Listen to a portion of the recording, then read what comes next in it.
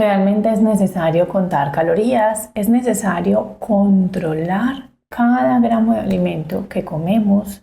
¿Te ha pasado que comes poco o aguantas hambre y aún así no has podido tener o sostener durante un tiempo los resultados que estás buscando con tu cuerpo y con tu salud? Bueno, resulta que hay muchas alumnas que he tenido que habían vivido estos procesos.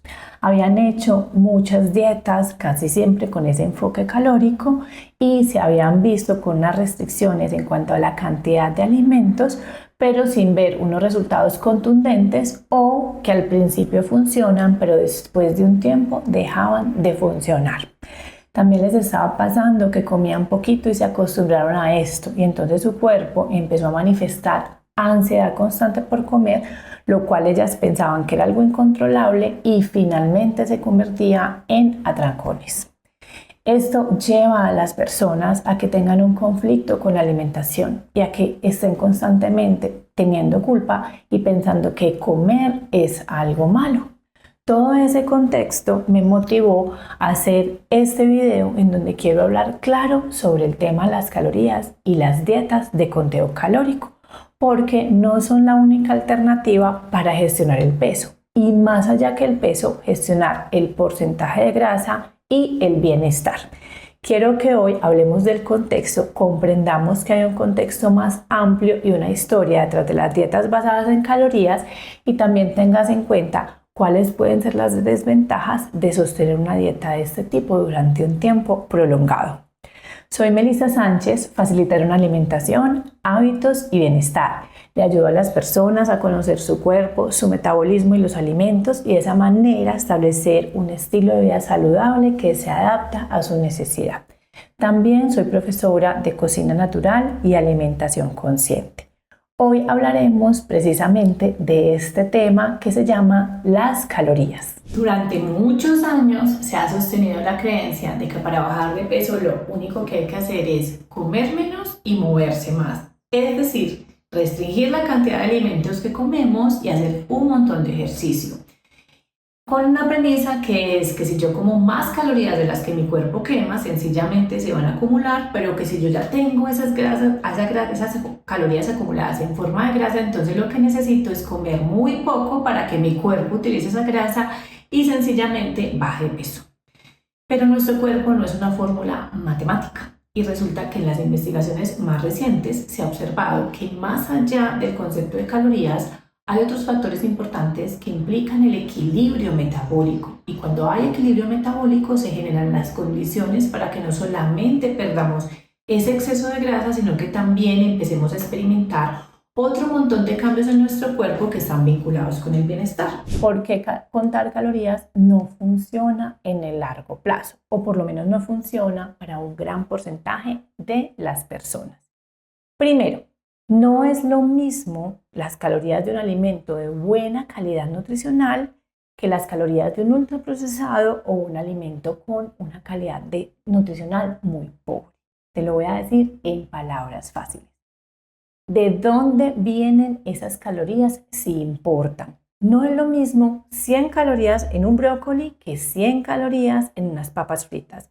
No es lo mismo 100 calorías que provienen de un aguacate, que es una grasa saludable, que 100 calorías que provienen de fritos hechos con aceites refinados que son tóxicos para nuestro cuerpo. Entonces ahí está la diferencia. La calidad del alimento, la densidad nutricional de ese alimento importa, porque eso va a influir en la forma como nosotros asimilamos ese alimento y cómo nuestro cuerpo reacciona para darnos energía, mantener el equilibrio en el metabolismo y el buen funcionamiento de nuestras hormonas. Entonces, comer poco realmente no funciona si tú no estás teniendo en cuenta esa calidad de los alimentos y si tu cuerpo no se está nutriendo bien.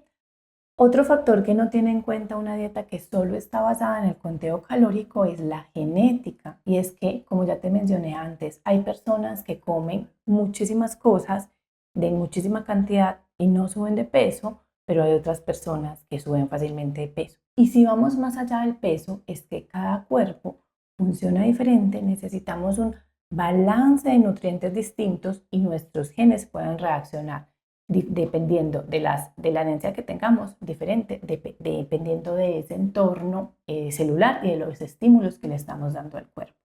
De esa manera es importante entender que para cada persona hay un balance diferente y que no se trata solamente de si yo tengo o no tengo fuerza de voluntad o de por qué el otro nos engorda, sino de entender que también la genética influye y de que solamente lo que necesitamos es poder conocer ese cuerpo y ese metabolismo para darle lo que necesita y podernos gestionar. Entonces esto cambia completamente la perspectiva, porque ya no se hace desde el sufrimiento, se hace desde el autoconocimiento y desde la autogestión.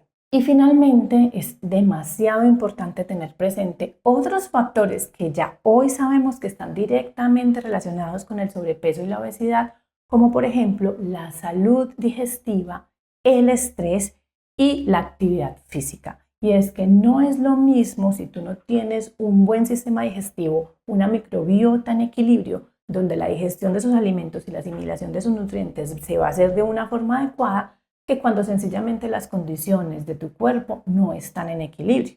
Pasa lo mismo con el estrés crónico y constante y con la falta de actividad física, que más allá de hacerla para las mal llamadas quemar calorías haciendo ejercicio, se hace para hacer una activación metabólica y para ayudarle a tu cuerpo también a liberar algunos neurotransmisores y sustancias que te van a generar bienestar.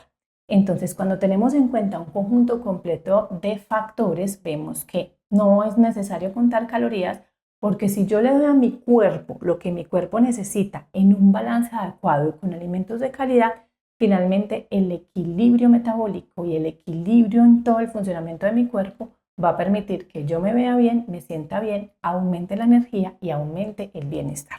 Entonces, quiero contarte qué pasa, cuáles son las 6 consecuencias o los 6 fallos que tienen las dietas que solamente están basadas en conteo calórico.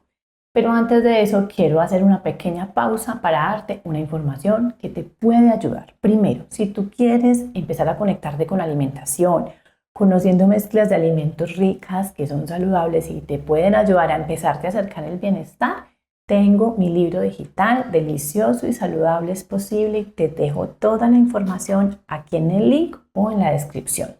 También, si tú necesitas acompañamiento para identificar qué está pasando con tu cuerpo porque ya no sabes qué comer, está mi asesoría personalizada a tu relación con el alimento. Aquí te la dejo también en la descripción. Entonces vámonos con las 6 fallas de las dietas que solo son de conteo calórico. Primero, se deja de lado el conjunto de la bioquímica de los alimentos, sin importar el origen de las calorías, solamente importando la cantidad. Eso hace que podamos entrar en comer en exceso alimentos tóxicos que descompensan el equilibrio de nuestro cuerpo. Segundo, desequilibrios nutricionales. Muchas veces esas dietas tienen una restricción de cantidades que no nos permiten tener la cantidad de nutrientes, proteínas, grasas y carbohidratos que nuestro cuerpo necesita, y hay deficiencias que se van a ver reflejadas en nuestra salud en el mediano y en el largo plazo. Tercero, problemas metabólicos y digestivos. Al haber ese tipo de restricciones, muchas veces empieza a suceder que se ralentice nuestro sistema digestivo, donde va cambiando el pH de nuestro estómago, donde también puede haber alteraciones en la microbiota o en el funcionamiento de algunos órganos claves como el hígado, y eso a la final afecta el equilibrio metabólico y nuestra salud. Cuarto, desconexión con la alimentación del cuerpo. Señales naturales como el hambre, la necesidad de ciertos grupos de alimentos dependiendo de nuestro gasto energético, la necesidad también de conectarnos con los alimentos por el placer, se pierde, ya no sabemos qué es lo que nuestro cuerpo necesita ni cómo dárselo.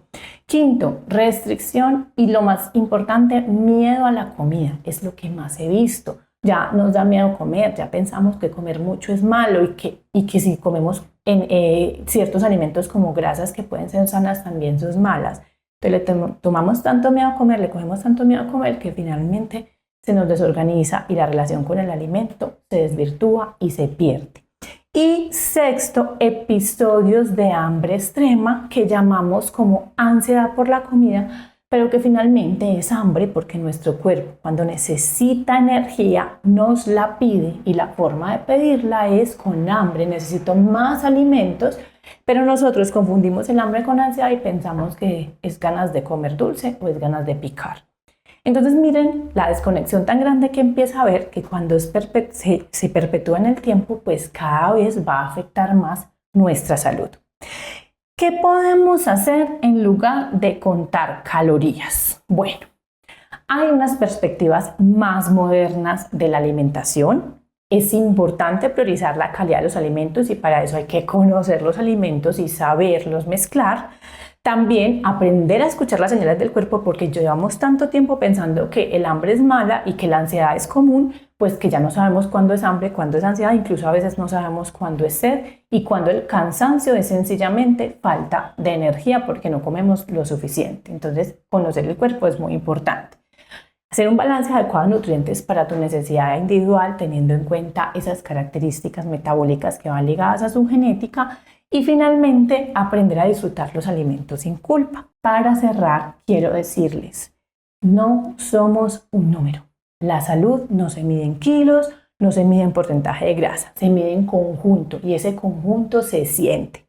Me siento en bienestar, me siento en completud y siento que tengo energía, actitud, concentración y todo lo necesario para tener una vida tranquila y plena. Así se mide el bienestar. ¿Quiénes de ustedes han vivido con miedo a comer y qué pasaría si en lugar de contar calorías empiezas a escuchar más tu cuerpo? Déjenme la respuesta a esta pregunta en los comentarios y seguiremos viéndonos en próximos videos. Muchas gracias y recuerden que es muy importante aprendernos a conectar con el cuerpo y con los alimentos desde la confianza.